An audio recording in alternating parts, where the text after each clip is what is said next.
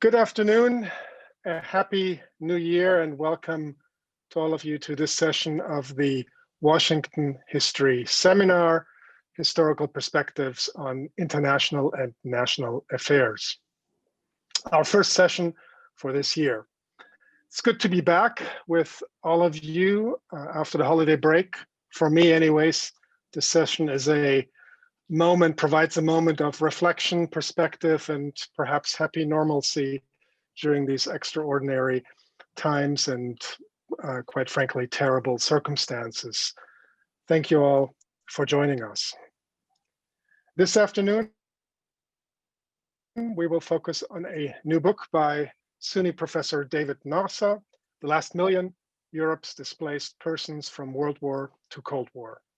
Dr. Nasaw congratulations and welcome to the Washington History Seminar.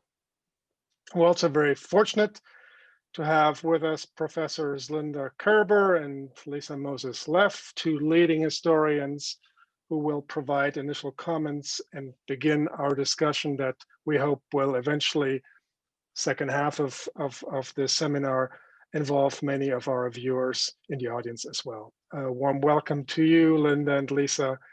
And thank you for taking the time to do this. I'm Christian Osterman. I direct the History and Public Policy program at the Woodrow Wilson Center.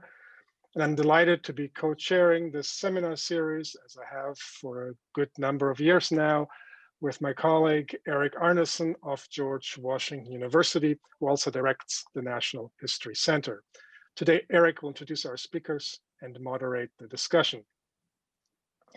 The Washington History Seminar is a collaborative effort now in its 11th year of two organizations, the Wilson Center's History and Public Policy Program and the American Historical Association's National History Center. The seminar seeks to provide a nonpartisan forum in the nation's capital to discuss important new historical findings, insights, and publications that shed new light on policy-relevant issues in national and global affairs. Prior to the pandemic, we met on a weekly basis at the Wilson Center, but we're now very pleased to come to you via Zoom and Facebook, and we're delighted that many more people have been able to join us for these sessions. Behind the scenes, two individuals helped produce this event. Peter Bierstecker of the Wilson Center's History and Public Policy Program and Rachel Wheatley of the National History Center. Thank you, Peter, and thank you, Rachel. Even in this Zoom-only era, staging these events is labor-intensive, and we therefore ask for your financial support. We thank those of you who have given such support, especially during the holidays. And we also thank our two institutional sponsors, the LePage Center for History and the Public Interest and George Washington University's History Department. We invite, encourage, urge you to join our sponsors. Details about how to do that will be in the chat function right now, or simply go to our institutional websites. Today's session is being recorded and will soon appear on our respective organizations' websites. For the Q&A session of this webinar, we ask you to please use the raise hand function in the Zoom functionality if you would like to ask a question. Once you press the button, you will be entered into a queue. When the moderator calls on you, you will receive a prompt that will ask you to unmute yourself. Please press yes, and then you'll be able to talk. You can start getting in line even before the discussion period. You can also submit questions to Rachel Wheatley via the email at rwheatley@historians.org. And with that, I'll turn it over to Eric Arneson. Eric, the Zoom room is all yours. Thank you very much, Christian. It's just terrific to be back, and we welcome you all to this winter-spring season of the Washington History Seminar. I am very pleased this afternoon to introduce David Nasaw, who was until January 2020, the Arthur M. Schlesinger Jr. Professor of History at the Graduate Center of the City University of New York. Among his many books, and these are just the ones published in the 21st century, are The Chief, The Life of William Randolph Hearst, which won the Bancroft Prize, the J. Anthony Lucas Prize, the Ambassador Prize, and the Sperber Prize. The book came out in 2000. Andrew Carnegie, 2006, a Pulitzer finalist and winner of the New York Historical Society Prize in American History, and The Patriarch, The Remarkable Life and Turbulent Times of Joseph P. Kennedy, which appeared in 2012, another Pulitzer finalist. So we are delighted to launch our winter-spring season of the seminar today with his new book, The Last Million, Europe's Displaced Persons from World War to Cold War, published this past fall with Penguin Press. And with that, David, the room is now yours. Thank you. Delighted to be here, virtually, as it were. Let me try in 15 or 20 minutes to touch on some of the points I tried to make in my book. Let me jump right in. At the end of hostilities in Europe in May of 1945, there were 8 to 10 million Europeans who were not German and who were marooned in Germany. There were prisoners of war, forced enslaved laborers, concentration slave and labor camp inmates. Within a month or so, the Allies had managed to repatriate all but 1 million of those. The 1 million left behind, which were referred to by others as the last million, and which form the topic of my book. The last million displaced persons came to Germany in 3 distinct waves.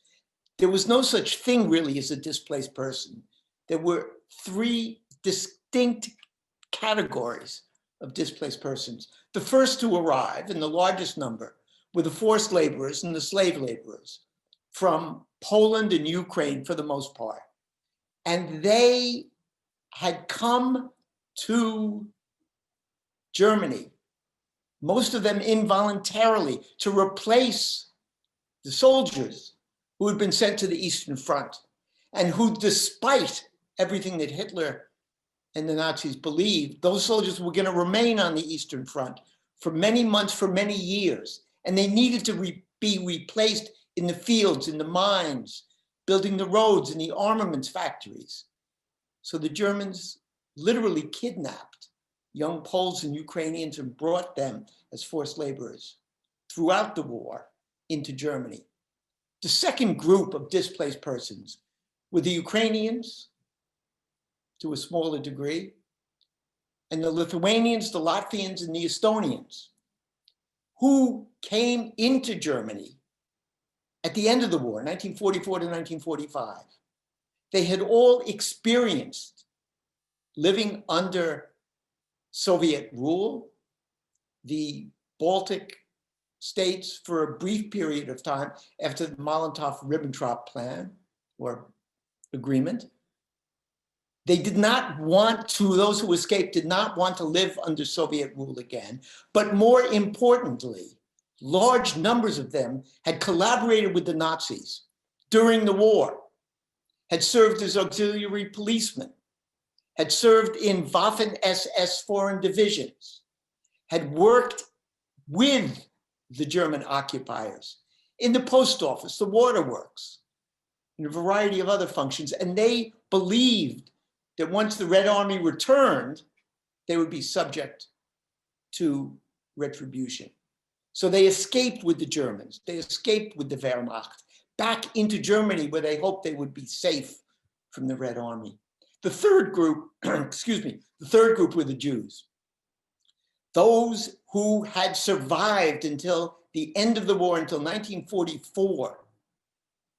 The concentration and the death camps, most in Poland. As the Red Army arrived, the Nazis did everything they possibly could to hide their terrors, their horrors, their crimes against humanity. They burned corpses. They tried to dissemble the camps. And they death marched the survivors into Germany. They brought them into Germany not to save their lives, but they brought them into Germany to work them to death in the underground armaments factories where no one could survive for long, and where the decision was made that rather than gas the last surviving Jews, they would be worked to death for the greater glory of the Third Reich. When the war came to a close and the camps were open, Bergen-Belsen, Dachau, Ohrdruf, Buchenwald, the journalists, politicians, army officials were frightened, were horrified at what they found in these camps. And they reported back through newsreels and newspaper articles and speeches to England and the United States about what they had found about the Nazi atrocities that they discovered at Dachau, Bergen-Belsen, and the other camps in Germany. What they did not talk about was the Jewish presence, were the Jewish survivors. I was shocked to read newspaper article after newspaper article, to look at newsreel after newsreel, to listen to the radio commentators, including Edward R. Murrow, who talked about Nazi atrocities and talked about the political prisoners and talked about the POWs, but did not mention the Jews. There are a variety of reasons for that, which I can't get into now, but which I try to talk about in the book. The only group that recognized and tried to bring some sort of comfort to the Jewish survivors who were in the camps, or one of the only groups, were the American and British chaplains who were attached to the armies that liberated the camps. And they wrote back to their loved ones, to their families, to their congregations, to their congressmen, to the American Jewish community and organizations. And they said there are between 20 and 50,000 Jewish survivors in the camps. They need help immediately. The American Army and the British Army, on emptying the camps and moving the survivors, the Poles, the Ukrainians, all the survivors into displaced persons camp, separated them by nationality. The Jews were not recognized as a separate entity. Polish Jews were put into displaced persons camps with Polish Christians, Latvian Jews with Latvian non-Jews, many of whom, or some of whom, had been the guards at the concentration camps that the Jews had been at. The only Jewish cabinet member, Robert Morgenthau, petitioned the State Department and President Truman to please investigate what was going on with the Jews. And Truman and the State Department sent Earl Harrison, a University of Pennsylvania law school dean and a Quaker, to investigate the situation of the Jews. He arrived in Germany, wrote a long report with the help of a member of the Jewish Distribution Committee, wrote a long report, sent it to Truman, and then visited Truman in the White House. And what he said in the report and in person to President Truman was that we, the Americans, are treating the Jewish survivors as the Germans did by putting them in camps. The only difference being that we're not exterminating them. And Truman responded by immediately writing General Eisenhower and saying something must be done to give additional, unique, special assistance to the Jewish survivors because they have suffered uniquely. And the Jews were put in their own displaced persons camps. By the end of the summer, there were hundreds of installations through Germany, many in Bavaria, in the Munich area, that housed displaced persons. There were Latvian camps and Ukrainian camps and Polish camps and Jewish camps. Each of these camps was allowed to do much of the administration, the day-to-day administration. They were looked after on a day-to-day basis by UNRWA, the United Nations Relief and Rehabilitation Administration. In the non-Jewish camps, they became hotbeds of anti-communist, anti-Soviet propaganda and activism. The military officers, the property owners, the professionals who had the most to fear, and rightly, from Soviet domination or Soviet annexation,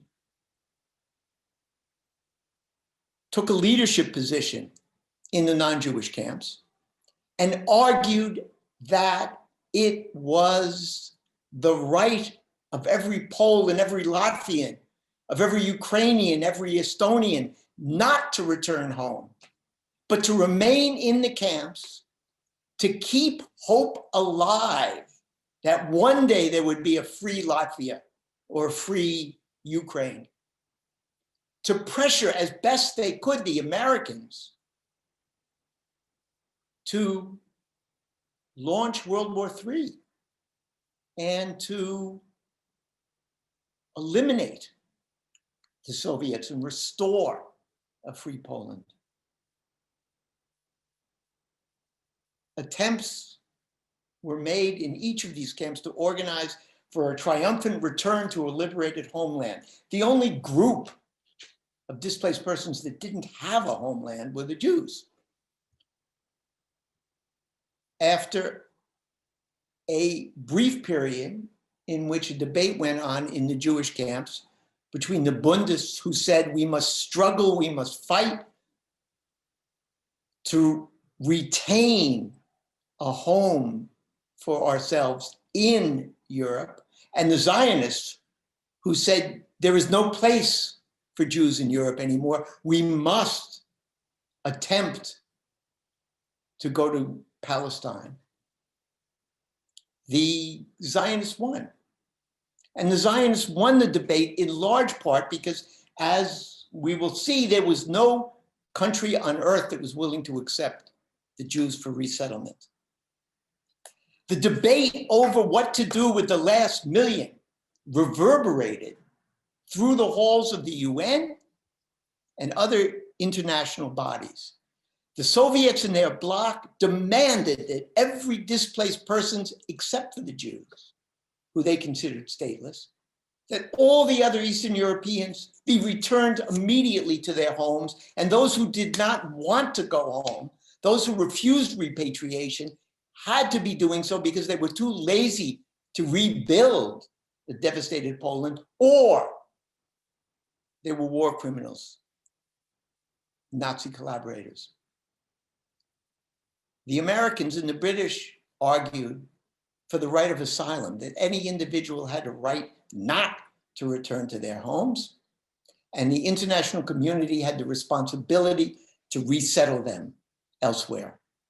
The Americans were vehement in this, but the Americans refused to resettle a single displaced person in the United States. The British and the Americans continued to argue against forcible repatriation or against closing the camps and letting the displaced persons either go home because they would not be fed by the British and the Americans and UNRWA, or try to find a place for themselves in Germany. The Soviets claimed that what the Americans and the British were doing in that way was that they were sponsoring, supporting, assisting a potential army of anti-Soviet activists from Latvia and Ukraine and elsewhere in Eastern Europe that would one day start World War III, or would one day invade the Soviet Union and try to overthrow the Bolshevik government in post-World War II as it happened in post-World War I. And they were not entirely wrong. In February of 1948, George Kennan of the State Department wrote a long memo called The Utilization of Refugees from the Soviet Union in the US National Interest.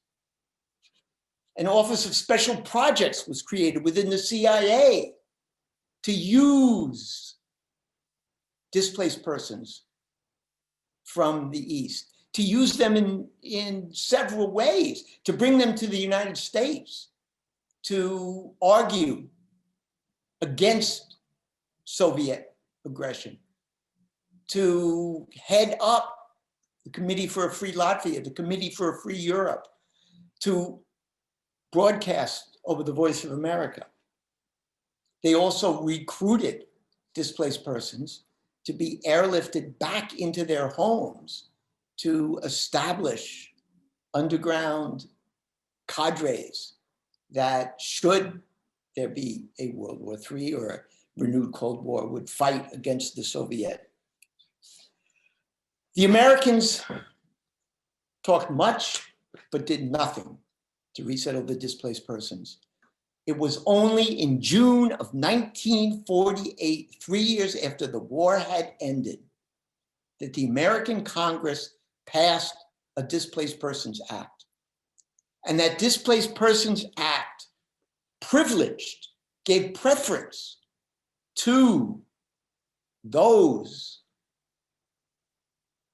who had been displaced from lands that had been annexed by the Soviet Union, and made it virtually impossible for 90% of the Jewish displaced persons, including 150 to 200,000 survivors who had spent the war in the Soviet Union and been saved from the extermination in the Soviet Union, returned to Poland, and because of pogroms, post-war pogroms in Poland, ended up in the displaced persons camps in Germany. These 150 to 200,000 Jewish displaced persons were barred by Congress from receiving visas. Why? Because led by Southern Democrats and Midwestern Republicans, the argument was made over and over and over again that the Jewish survivors were security risks because they came from Poland, or because they had spent time in the Soviet Union, or because they had been liberated by the Red Army, or simply because they were Jews and the world knew that Jews were subversives. The Judeo-Bolshevik controversy allowed Congress, without to use a new coded form of anti-Semitism and keep the Jews out. Meanwhile, tens of thousands, we'll never know how many, Nazi collaborators and war criminals entered the United States, Australia, Canada, under the guise of simply being displaced persons who had spent the war as farmers. In Great Britain, they were recruited for a variety of reasons. There's one story I told in which they were recruited to work in the mines, Latvians. And the British miners who worked alongside them, and the British miners who were virulently, who had fought in the war, whose parents or children or brothers or sisters had been killed during the war. The British miners took one look at the Waffen-SS tattoos on the arms of the Latvian miners and refused to go to work again. The Home Office and the Foreign Secretary, instead of simply sending the Waffen-SS men back or refusing more entree into the UK, came to the conclusion that from now on, they'd accept as many of them as they could because they were good workers and they were anti-communists. So what if they had served in the Waffen-SS. But from now on, they'd be put into jobs where they would not have to take off their shirts.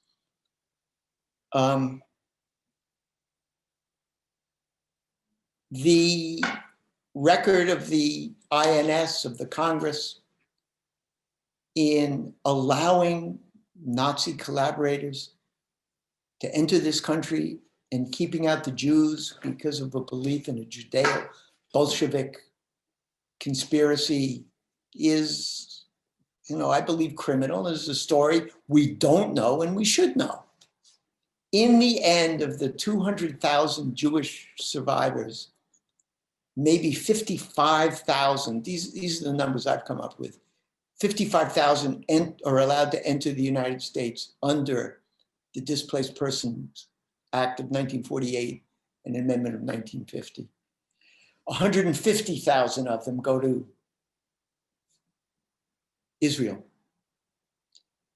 And Truman, I argue in my book, and let me just say this at the conclusion, Truman supports the partition, the UN partition of Palestine, and then supports the independence of the state of Israel almost immediately on its founding, not simply because of humanitarian reasons, or as Clark Clifford said, because he was a Bible reader, or as others have said, because he had Jewish friends in the haberdashery world, but because he realized that the United States was not going to take the Jewish survivors.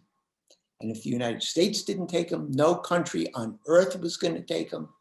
And the only way to get them out of Germany and establish an independent West German state was to remove them to Israel. And for that reason, for geopolitical reasons, as much as humanitarian reasons, he endorses Israeli independence in 1948. Thank you. Tried to, pull 600 pages into 20 minutes, and I hope I haven't left you all frighteningly confused.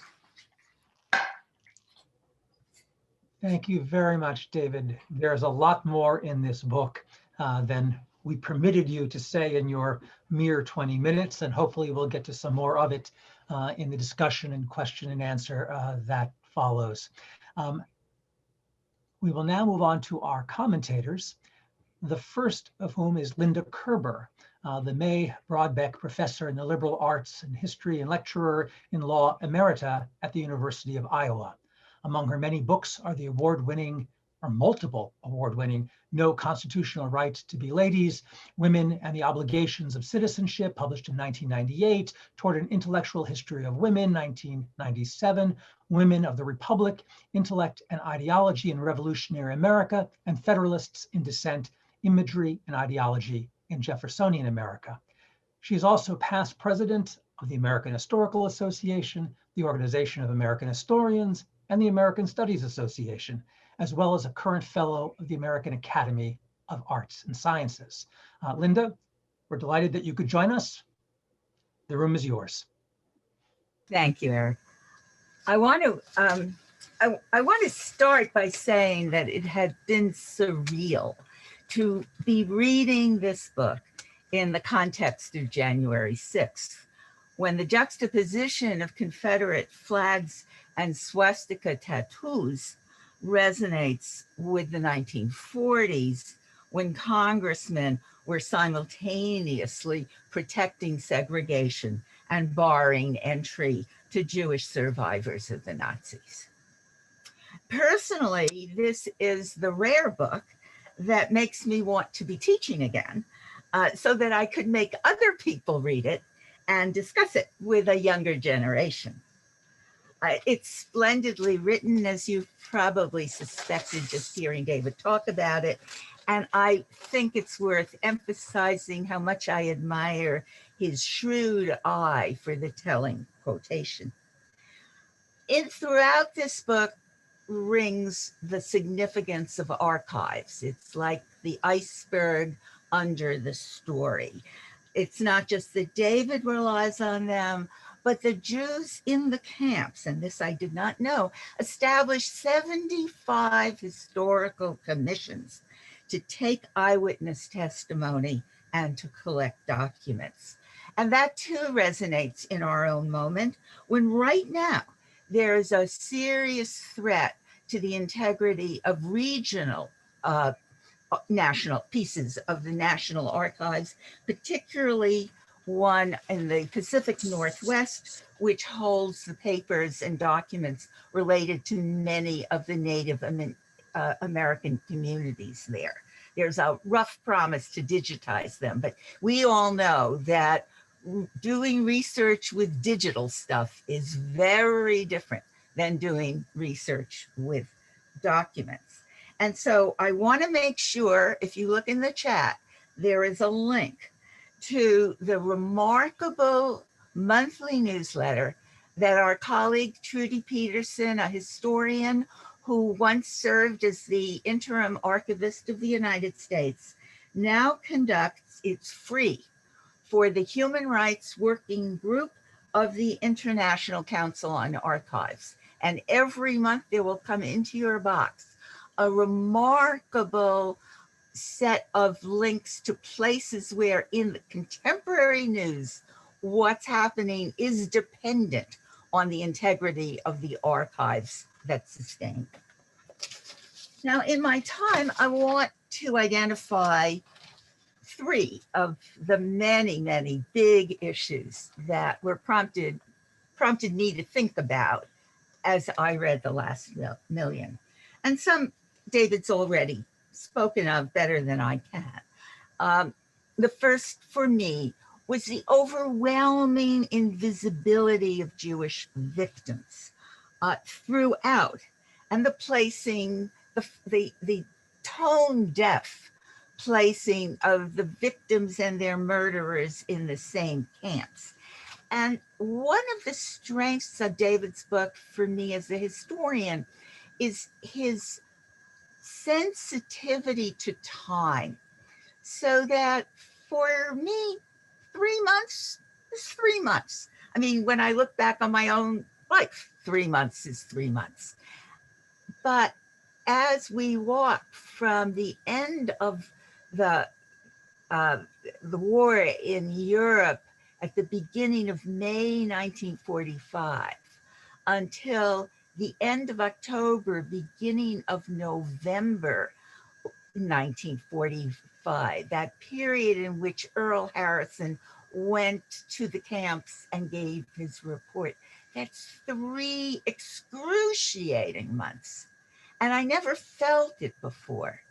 I knew about the Harrison report, but I never felt it as I did in reading this book. And there are many other places where time is interpreted in a way that is really important. Another piece of this, which also I was surprised to find myself shocked by, is there's this observation that in those camps, the Jewish camps, there are no children.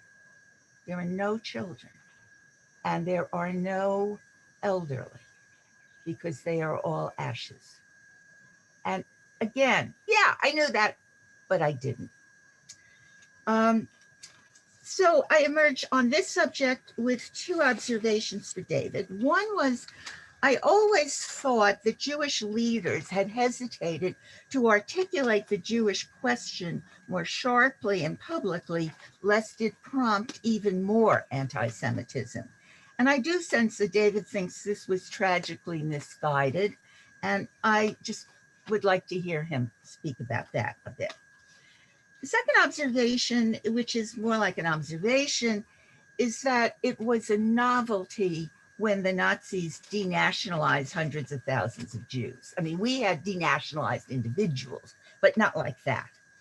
But in the 3/4 of a century since the Nazi denationalization of Jews and making them stateless, the situation really hasn't changed much.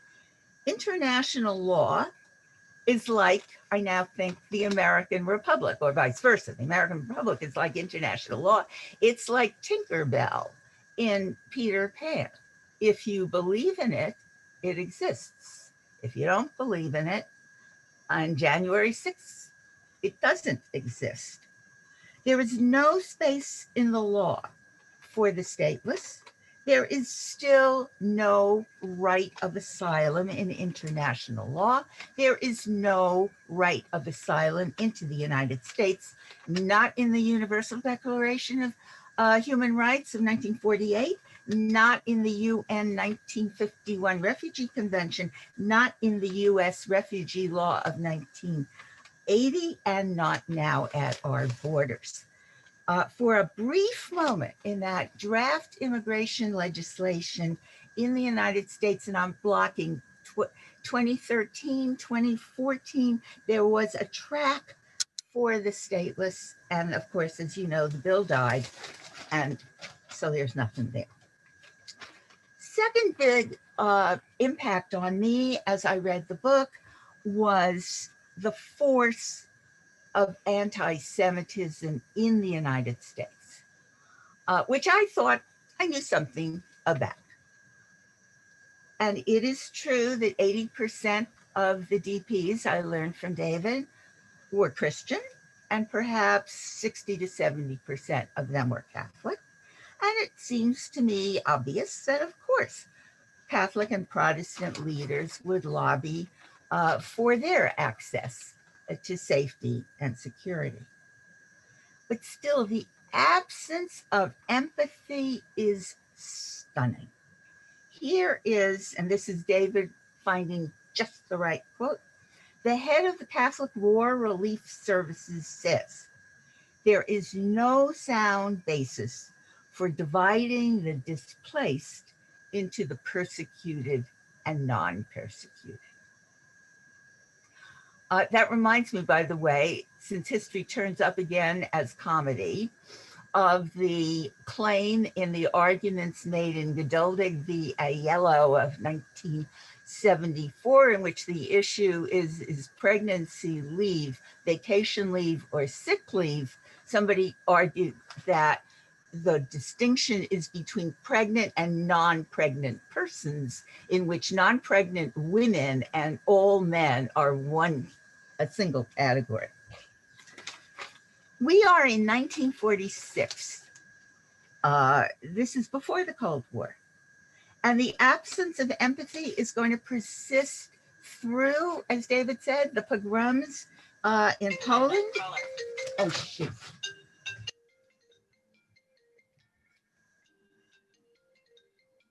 Trying to turn this off. Okay. Would persist, accompanied after the post-war pogroms in Poland, accompanied by an absence of willingness to screen Christians for complicity with Nazis. Not all of those Volksdeutsch had been complicit, but many had been. Not all of those Baltics had been Waffen-SS, but many had been. And throughout there is the substitution of the privileging of the anti-communist against people who were authentic victims. So if the 20th century, it occurred to me, was made intellectually by Einstein, Freud, and Marx, we often say, all that matters here is Marx. And my observation for David, and maybe asking him for a comment, is that there's an international context for what's going on in the United States among Catholics, and that is the active role of Rome in moving Nazi war criminals to Latin America, to hiding in Latin America.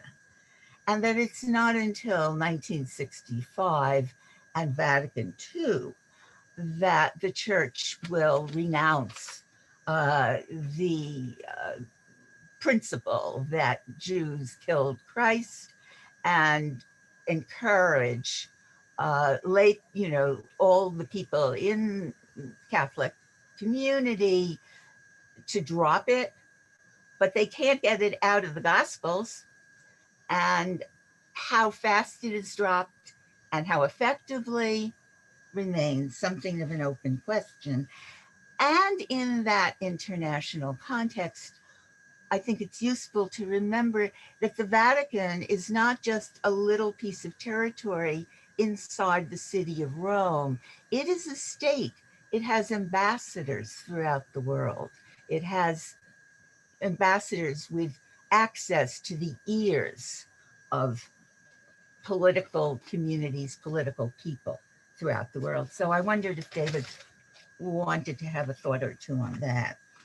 And then the last big thing, which is so explosive, is to understand even better than I thought I did. And I thought I understood pretty well. I have read, I know Rashid Khalidi and admire his work and that of his colleagues. I thought I had learned a lot. But Palestine, Israel remains a Shakespearean tragedy. No one, as David has just said, wants any Jewish DPs, even though, as David points out in the book, the full number of Jewish DPs in the last million would have added up to 0.02% of the American population. We could have swallowed them without even noticing. And if the Brits had taken half of them instead of all those Waffen SS people, and we took a batch, and already Canada was pretty good in opening to Jewish DPs, the example that they set would have enabled other countries to pick up the rest, and we would not have had what we have, because I do believe that the UK was not wrong to appreciate the need to stabilize the Arab situation in Palestine. And they are desperate for manpower. Why won't they admit Jews to the UK? The US is equally absolutist. And so together, they leave Palestine the only option for the Jews. The superpowers are seeing Palestine as the solution, even though they know it will explode. And so although Harry Truman is, in my growing up, he was regarded by Jewish people I knew as a hero for, having the guts to recognize Israel right away in that moment. I come to realize that the hasty recognition of Israel was really to be ahead of the Soviets, and not unlike the decision to bomb Hiroshima and Nagasaki, which is also justified in the geopolitical terms of keeping the Soviets out of Japan. And so I end, I only know how to end with some lines of Robert Penn Warren's from his book-length poem, Brother to Dragons, which I used to put at the heading of, as meant most of the syllabi that I handed out over my teaching career. It goes, all night long, history drips in the dark. And if you go where no light is, the floor will be slick to your foot. Thank you, David, for shining a light on that slick floor. Thank you, Linda. David, would you like to respond? Thank you, Linda. Let me just make a couple of points. I wish I had 2 hours now to talk to Linda about this stuff, because she's raised extraordinary points. First of all, the Americans the British and the UN begged the Americans, including Ralph Bunche, begged the Americans that the only way to secure any lasting peace, if there ever was to be peace in Palestine during partition, if there was for the Americans to send a peacekeeping force. That without a peacekeeping force And if the British just left willy-nilly without preparing for the UN to come in with a peacekeeping force, there would be hell to pay. And there was. Second, the the larger international climate, the Judeo-Bolshevik conspiracy is articulated by Hitler, but the first articulation of the Judeo-Bolshevik conspiracy is by the Vatican. And it does it very effectively during and immediately after the Bolshevik Revolution. And from my reading, at least, the Vatican was much more concerned with extirpating Bolshevism and communism than it was with, it could live with Nazism. It couldn't live with Bolshevism, or at least it believed so. The absence of international law is frightening. Eleanor Roosevelt over and over and over again talks about the right of asylum. But the Americans offer no right of asylum. And as a point of fact, one of the things I learned in writing this book, and I learned it because of a review by Professor Hyde, who's an international law professor at Rutgers. He says that if we're going to look at the United Nations 1951 Covenant and immigration law, international immigration law, we've got to go back and look at the post-war period. And we've got to understand that the Americans and the British create a right of refuge that is a Cold War right of refuge. Right. They redefine refugee to exclude anyone who is an economic refugee and to include anyone who seeks refuge because they fear persecution if they return to their homeland. So what happens is the Jews who have no homeland to return to are one group of refugees. They're stateless, and they're truly stateless. But the IRO, which is sponsored by the Brits and the Americans, creates a new standard of refugee, which allows the Americans to pick up on this. And, why do we let the Cubans in? Cubans get visas, Haitians don't. Vietnamese who have, helped out the Americans in the war get visas. Lots of South Asians don't. It's because immigration policy is in many ways an artifact of the Cold War, the geopolitical instrument that is honed in the period that I write about. Anti-Semitism in the United States, I don't know what to think. I don't know what to think about the American Jewish Committee, the American Jewish Conference, and their refusal to speak out on behalf of the Jews as a separate entity of displaced persons, and to emphasize the unique suffering of the Jewish survivors. The American Jewish Committee does not do that.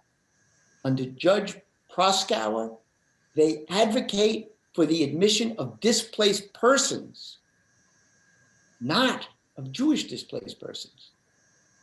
They do not follow in the footsteps of Earl Harrison, who says the Jews deserve special treatment because of their special circumstances and their unique suffering. The American Jewish Committee is so worried about anti-Semitism in Congress. They're so worried that if they ask that any law privilege Jewish survivors, that the opposite is going to happen, that they make a bargain that in the end creates a legislative agenda that keeps the Jews out and welcomes into the United States thousands, tens of thousands of anti-Semites and Nazi collaborators. Okay, much more to say, but let me just end by saying thank you, Linda. Thank you, David. Our next discussant is Lisa Moses-Leff, who is the director of the Jack, Joseph, and Morton Mandel Center for Advanced Holocaust Studies at the United States Holocaust Memorial Museum, as well as professor of history at American University.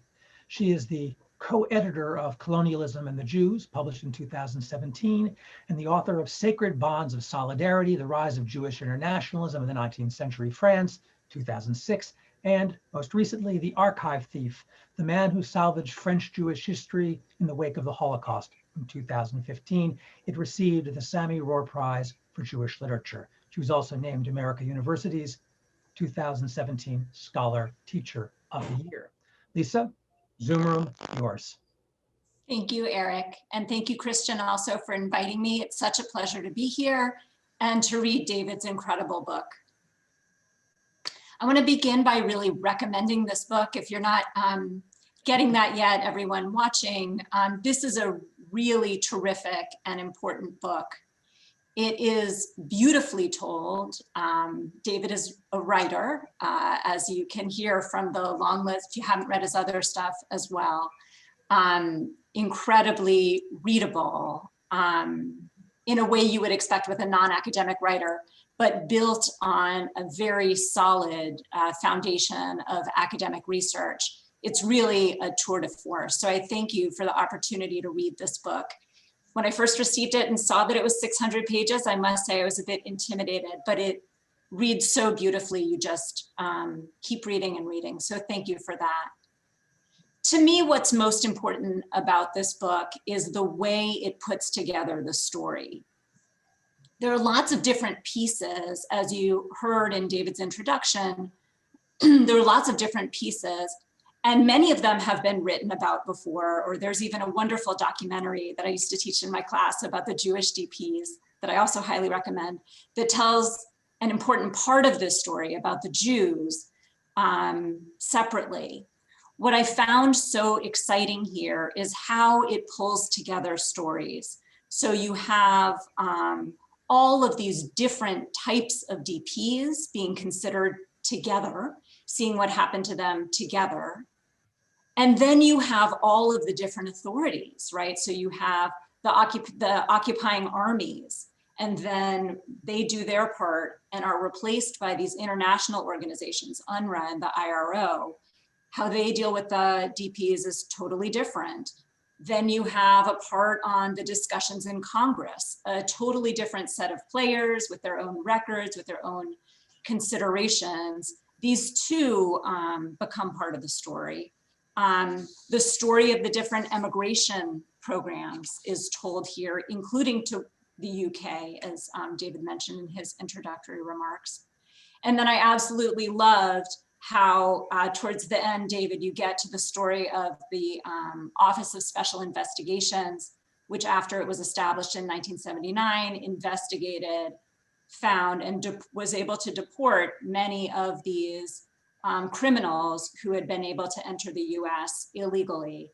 And finally, some modicum of justice there for a story that up until then is so filled with injustice. I'd also say, just as a fellow historian, how impressed I am by your ability to just do our craft, investigating so many different types of institutions and weaving them together in a story that just feels natural.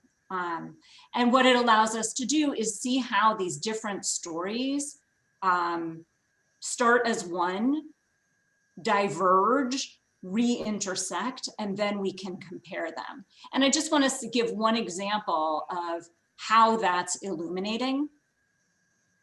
You know, the part of the story that I knew best is the part about the Jewish DPs. And that's just from my own research background. And, you know, it's so, as Linda said, it's so outrageous the way that Jewish DPs were dealt with, from the concentration camp survivors who were liberated in the first place, who are just completely not understood by their liberators, to the fact that they're thrown into these holding places indiscriminately, sometimes with guards who had watched over them. And then, seen in such inhuman terms, like you quote General Patton, who says that Jews are lower than animals. And it's very shocking. And then the story goes on to tell us, well, then Earl Harrison, the former dean of the University of Pennsylvania Law School, who's really a liberal, comes, he sees the situation, he talks to the Jewish DPs, he understands their special plight, and he, like a good American liberal, wants to solve the problem, to treat Jews the way they should be. And not to take away from that story, which is always the way I've told it as well, that it had to do with American liberalism finally triumphing, right? And also the desires, as articulated by the leadership, the desires of the Jewish DPs themselves, that they were Zionists, that they wanted to be treated as, a proto-nation, and that they should be given the ability to do so.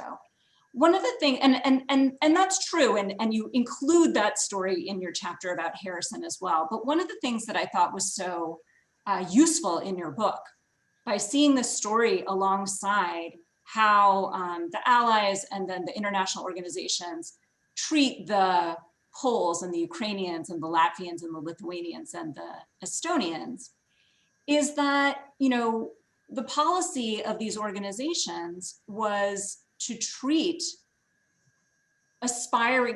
all of these groups as aspiring nations, even if they didn't have a place to go home to, because certainly the Estonia that the Estonian DPs wanted to go back to didn't exist, or Ukraine for that matter. And so in a way, what we see is the Jewish DPs triumphed simply in being treated the way all the other groups were being treated.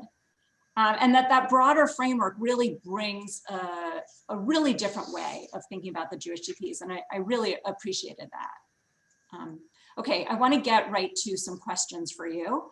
And you'll hear that my questions echo Linda's. So, you did hit on some key themes. Here's one, and I'm not asking you to do more in this book than you already did, which is such a triumph. It's just for the sake of discussion. You really start this book after World War II as if it is the beginning of something completely new. But of course, we know that the refugee problem precedes and in many ways is a cause of World War II, especially with Jews, but not only. So I wonder, and so not asking you to do anything different with this book, because certainly this story starts in at the end of the war, 1945, or maybe a little bit before in the planning. But I wonder if you could think or share with us your thoughts about continuities or discontinuities in the treatment of refugees from before World War II to after. So that's a first question. A second question is about the Cold War. It's really clear in your book how central, that the Cold War is the major reason why the DPs are treated the way they are, right? It's why the East Europeans who are criminals or Nazis are let in to the United States and Britain. It's why they're understood to not be able to go home, even though that would mean standing trial. And it's also tragically why the Jewish DPs, many of whom had suffered in the Soviet Union during the war and then come out after, weren't able to be admitted to the US. You referred in your introductory remarks, though, to something I thought was so interesting, which is the other way. So the Cold War influences the story of the DPs, but how does the story of the DPs influence the Cold War? Could you say more about that? Do the DPs themselves wind up having a voice in the Cold War? Are they just, you kind of referred to the ways that they get used as a tool by intelligence? Is there even more to that? Could you say more about that for us? A third question is about anti-Semitism. You give, and here I'm echoing Linda as well, you give so many examples of horrifying anti-Semitic remarks from the highest levels, General Patton, one of them, but also Sir Frederick Morgan of UNRWA, who ran the DP operations in Germany. Absolutely shocking, the things he says about Jews. And then members of the United States Congress when they're debating the DP bill in 47, 48, and then again when they amend it. How important do you think the prejudice of individuals is to this story? Or is that actually kind of incidental and it's more these structural factors like the Cold War that wind up shaping policy? I think those quotes are so powerful, but it is a question how that fits with your broader argument that this is really about the Cold War. I'm gonna just ask one more question if it's not too much, which is about lessons, right? In today's world, we have more refugees than ever, and it does not seem like it will be slowing down anytime soon. What lessons, now that we see the story in all of its complexity, should we take going forward? Great. Thanks. I'll jump right in. Thank you. Thank you. Let me just say, I'm going back to something Linda said. This book would not have been possible without the extraordinary archival base. The Jews themselves began collecting data they were not going to. And the Polish Historical Commission, the surviving Jews who returned to Poland and set up a Polish Historical Commission. And then the historical commissions within the camps. And in France, as you've written about, there was a conscious effort not to let Hitler win, to keep alive not only the Jewish people by having babies and by reviving, resuscitating, strengthening a sense of peoplehood, but also to keep alive the traditions that Hitler had tried to destroy. And thank God for YIVO and the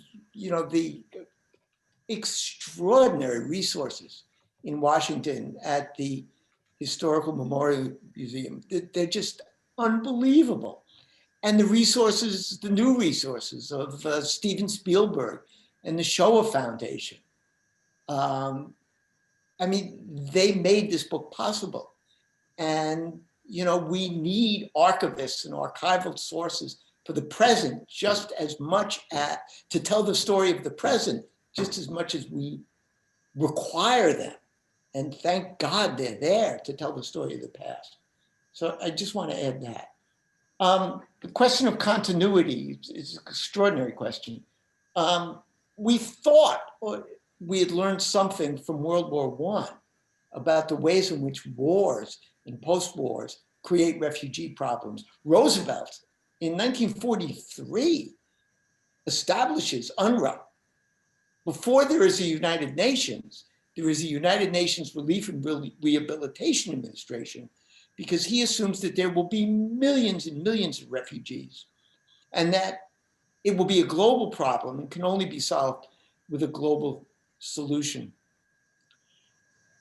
It would have been, wonderful if a mechanism had been created to do something about the refugees before World War II, but there wasn't. The I'm trying to think of it. Is it the IHCR? Commissioner for Refugees. The what? It's the Roosevelt. It's the organization that's set up by Roosevelt to take care of the German refugees. All the existing refugees that have been part of the League of Nations, that have been other incidents, are useless, absolutely useless. They don't know what to do. So the question of continuity is a continuity of error, of mistake, of a lack of utility, efficiency. Your second question is a great one. How did the displaced persons influence the Cold War? Well, what I try to do in the book, and I didn't do it as well in my remarks, I think, is to talk about this dialectic. The displaced persons, I don't know how to, they're not pawns of the Cold War. They are active, certainly the non-Jews are active participants in a developing Cold War discourse. And that's why they're so valuable for the Americans. They're valuable for the Americans because the American public in 1945, 46, 47 doesn't want to fight a Cold War. There's the famous statement by Senator Vandenberg to Truman that the only way to get, the support for Greece and Turkey and later the Marshall Plan and other such Cold War institutions is to scare the hell out of the American people. Well, the State Department uses the displaced persons to scare the hell out of the American people. And the displaced persons do influence the Cold War. Without the displaced persons that are brought to this country, Voice of America wouldn't have been as virulently and effectively anti-communist. The Committee for a Free Europe and all the other Cold War institutions wouldn't have been as effective.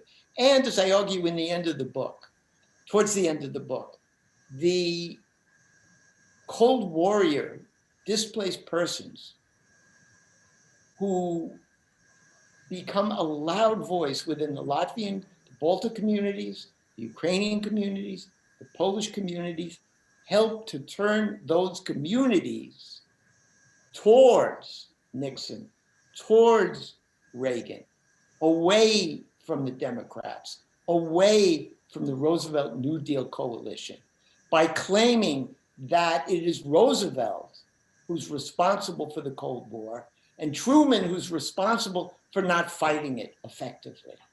So yes, the DPs are not simply pawns in a developing Cold War. They are actors and agents in that Cold War.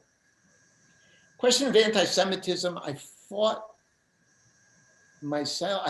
over from beginning to the end. And Lisa, you're correct. I don't know what the answer is. I just did a session for UCLA, the Center for Immigration, in which I was asked over and over again about, what comes first, anti-Semitism or the geopolitical imperatives that I talk about, the Cold War imperatives that keep the Jews out.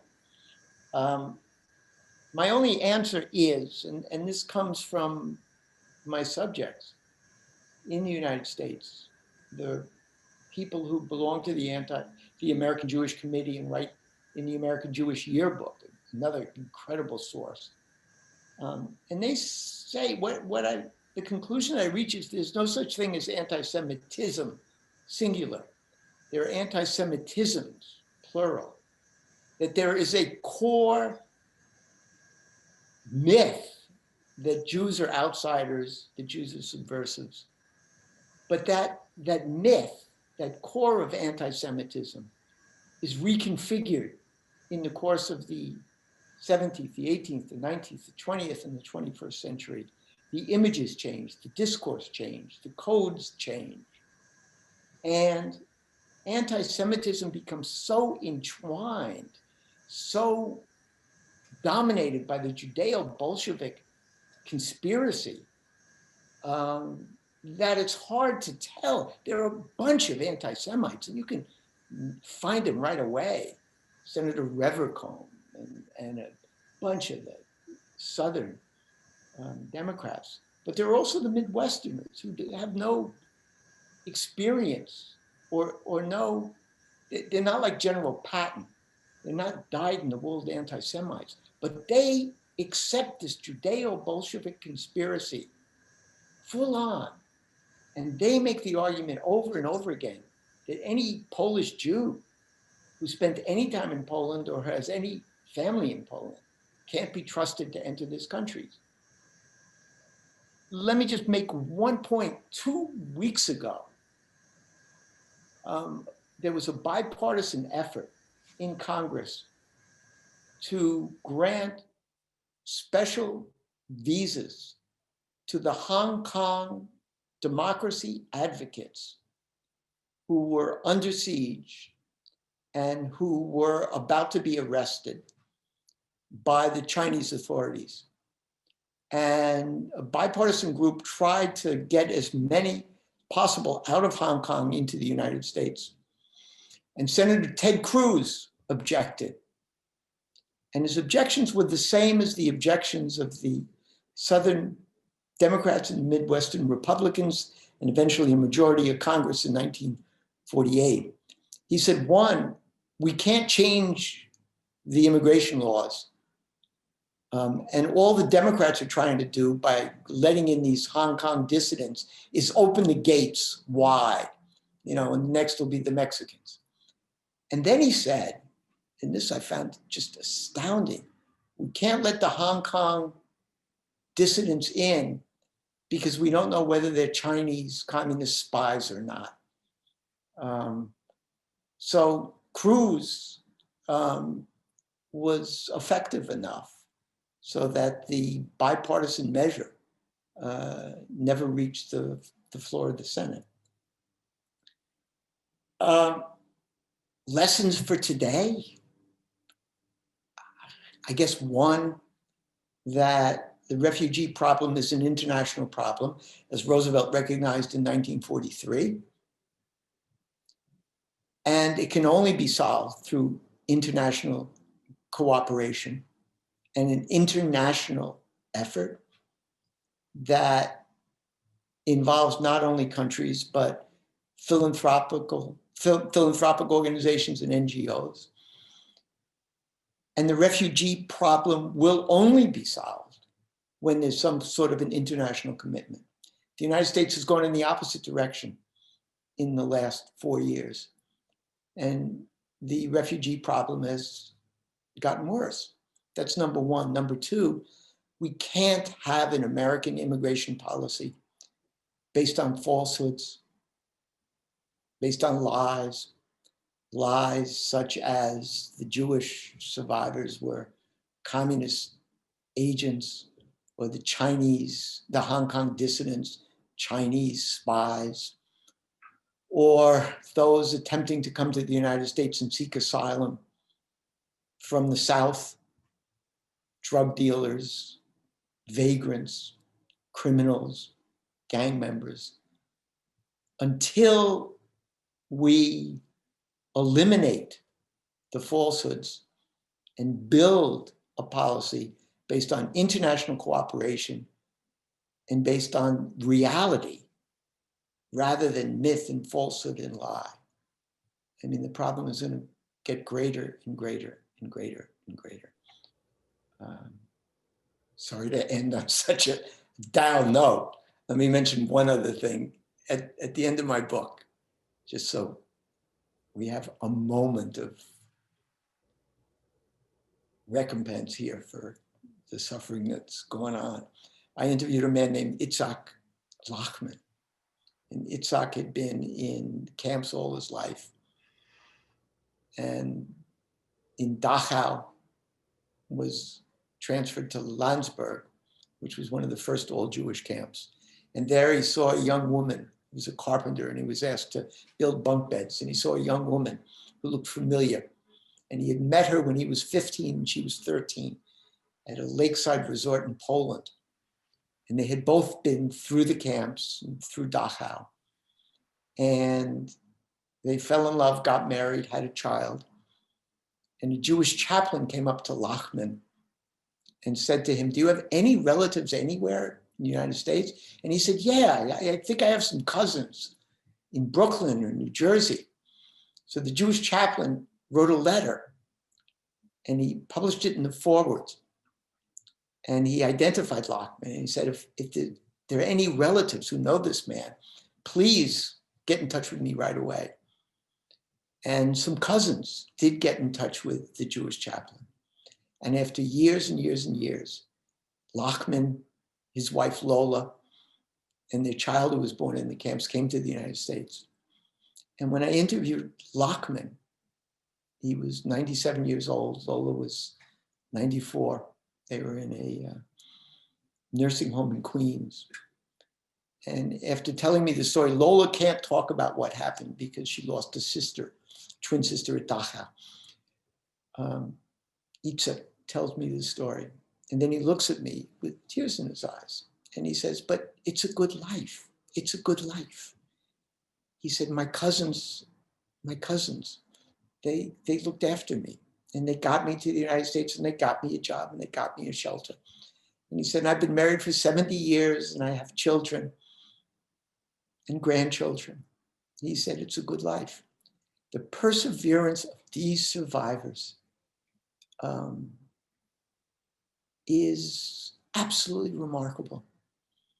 And when we look at the atrocities of war and of post-war and the suffering, we can't lose sight of these heroes who persevered and were dead set on reviving, on not letting Hitler win. Men and women like Itzhak and Lola Lockman.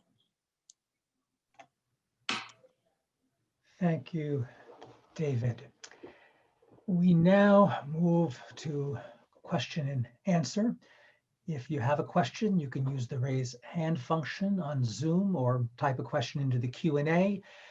We have a number of people already lined up, and we're going to start with the first person in the queue, James Banner. So if you'd unmute yourself, you should ask your question.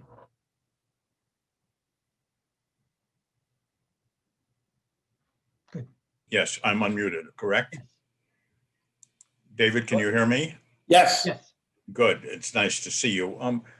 I dashed out at the beginning, so I may have missed something that you said, and I dashed out for a book that I had recently read by the wife of one of our colleagues, Charlie New, now emeritus from the Brown faculty, his wife, Sabina de Wert New.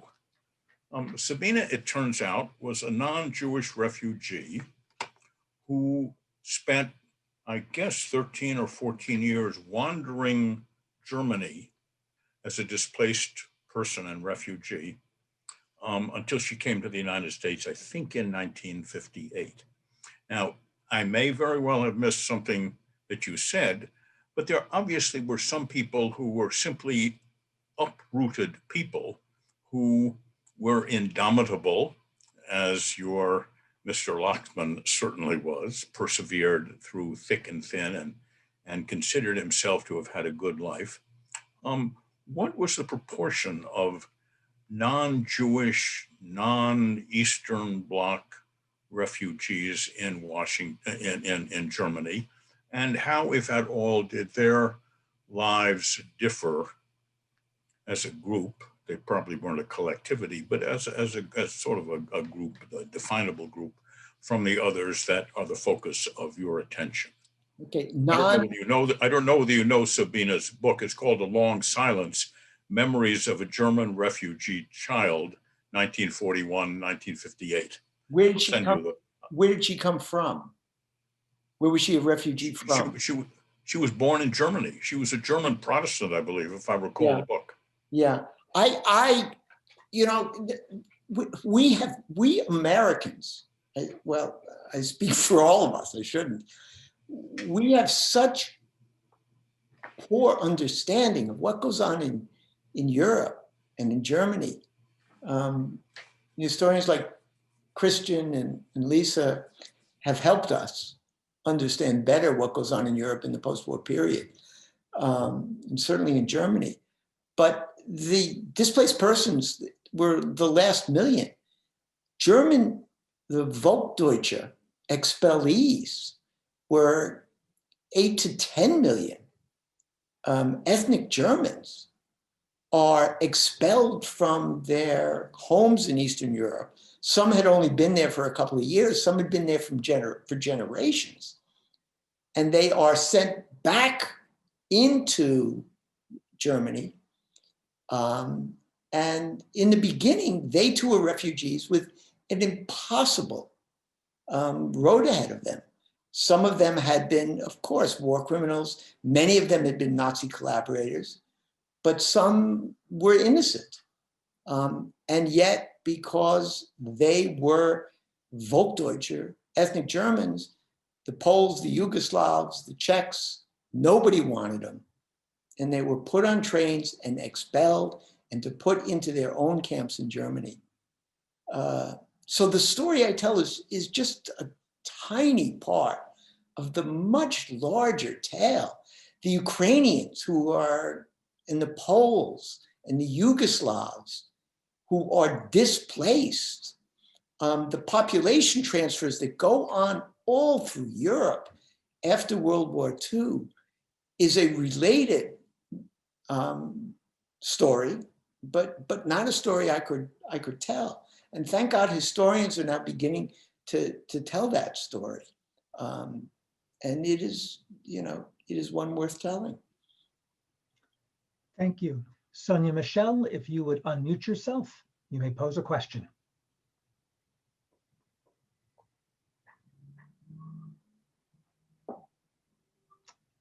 Sonia? We're not hearing you. Hey, hello, Eric. Yeah, this is, can you hear me? Yes. Yeah, this is Jeffrey Herf. Professor Nasaw, I've not read your book, and I just got home. I didn't have a chance to hear your presentation. I definitely will read your book. I've just finished a manuscript on the international history concerning the foundation of the State of Israel. And I noted your comments on the American Jewish Committee. What do you have to say about the American Zionist Emergency Council, I.F. Stone, Frieda Kirchway, The Nation PM, Emmanuel Seller, and the leftist liberal support for the establishment of the Zionist state in Israel? And second, as you mentioned the Cold War, what do you have to say? And here I think Professor Kerber was quite mistaken. What do you have to say about the State Department and Pentagon view that the establishment of the Jewish state in Palestine would enhance Soviet expansion in the Middle East, and that there was a widespread consensus in the national security institutions in Washington that Zionism would serve the purposes of the Soviet Union? And Truman fought a very difficult battle against most of his government because of the view that the Zionist project was so closely linked to Soviet expansion. On the question of Zionism and Soviet expansion, what I do know is the British never stopped saying that, and I don't have the archival base to support it, but I do know that the Foreign Office said over and over and over again that the British and the Americans could either support the Arab nations or support the Zionist project. And if they supported the Zionist project, then the Arab nations would welcome the Soviets as a counterweight to that. Whether that's true or false, I don't know. That was the British claim. And it was made loudly and it was made persistently. And the British said over and over again that the displaced persons, that the attempt of the Jewish displaced persons and other Jews to get to Palestine before independence was part of a Soviet plot. And the British used the Cold War and this notion of a Soviet plot to discredit the illegal Aliyah bet, to discourage the ships that were departing from Bulgaria, as well as from Italy and Romania, to Haifa, carrying illegal Jews, including displaced persons. The Brits said that's part of a communist plot. The communists are using the Jews. Whether that's true or not, I cannot say. As far as the Zionist project in the United States, the American Jewish communities were torn. Many American Jewish activists did not advocate for the displaced persons to come to the United States because they believed the only appropriate home for them was Palestine. It was the non-Zionist American Jewish Committee and the anti-Zionist organizations that were at the forefront of the pressure on Congress to pass the Displaced Persons Act. Thank you. Michael Binder, your hand is up. If you would unmute.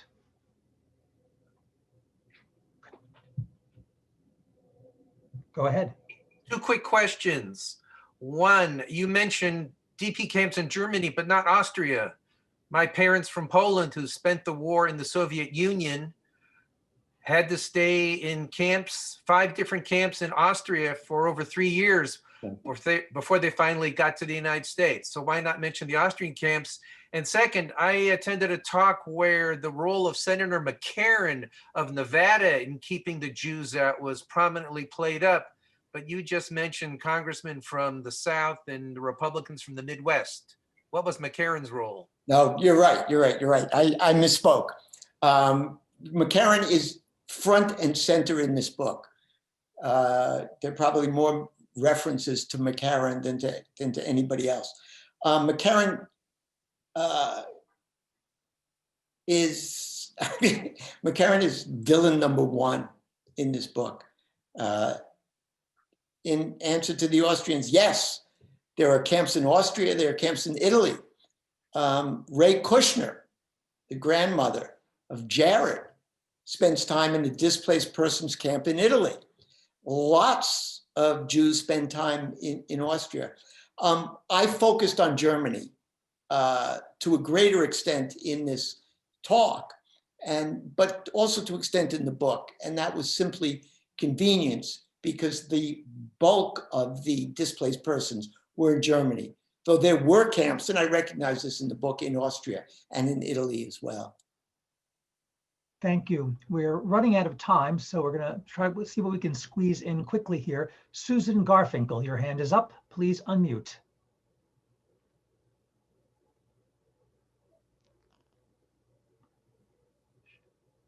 I think she has disappeared from the questions there. All right. We have a question from Jeremy Popkin, who has written in on the Q&A function. He says, you mentioned the role of Army chaplains in bringing attention to the situation of Jewish survivors in the camps. What about ordinary Jewish soldiers in the Allied forces and Jewish workers for relief agencies like the Joint and the UN Refugee Agency? Women like Miriam Warburg, Ruth Kluger, and others seem to have played a significant role. Yeah, absolutely. They did play a significant role, but they weren't let into the Jewish workers from the relief organizations weren't let into Germany. The army didn't let them in until later in the process. So when I'm talking about the chaplains, that's in May, June, July, before the Jewish distribution and the other Jewish agencies are allowed into Germany. I forget the first part of the question. Can you just read it to me quickly? I'm going back to find it. Yes, the role of Army chaplains in bringing the attention to the situation of Jewish survivors in camp and ordinary Jewish soldiers in Allied. Yeah. The ordinary Jewish soldiers didn't have what the chaplains did, and this is extraordinary, is they went AWOL. Large numbers of them. They just said, we are not going to, our American troops don't need us. The displaced persons do. And people like Abe Klausner and Herbert Schechter, and there are a whole group of them. They focused entirely on doing this. The Jewish soldiers, yes, they worked with the chaplains and they were instrumental, but they didn't have the rank and the independence to take on as much responsibility as the Jewish chaplains did. Thank you very much. I'm going to have to draw this to a close, but I want to thank David, Linda, Lisa, of course, Christian, and I will turn the Zoom room back to you, Christian, for the final words. Thanks, Eric. Let me remind our viewers, all of you, that we will meet again next week, but not on Monday, January 18th, on Wednesday, January 20th. Yes, there are a few other things going on that day, but we hope nonetheless that you will join us, join the National History Center. The Wilson Center actually will be closed for the federal holiday at 4 p.m. for a session with one of our profession's greats, Professor Joan Scott, who will talk about her new book on the judgment of history. Thanks to David, Linda, Lisa, and Eric for a terrific conversation. Thanks to all of you for watching and participating. We're adjourned. Stay safe till next time.